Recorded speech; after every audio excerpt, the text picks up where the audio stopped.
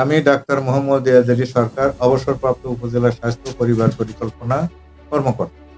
আমার নিজ বাড়ি উত্তর নওদাপাড়া। আমার ওই ভিটায় পাকা গৃহ নির্মাণের জন্য রাজমিস্ত্রি নাসিরকে দৈনিক মজুরি ভিত্তিতে কাজ দিই। সে যথাবিধি কাজের প্রাপ্য টাকা দৈনিক মজুরি নিতে থাকে।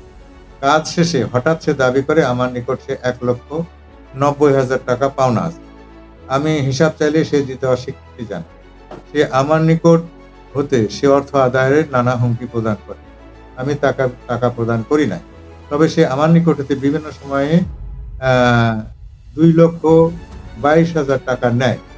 সে টাকার বিষয়ে এও রাজমিস্ত্রি অস্বীকার করে। গত 31শে অক্টোবর থেকে আমার নিকট হতে টাকা আদায়ের বিষয়ে হুমকি প্রদান করতে থাকে।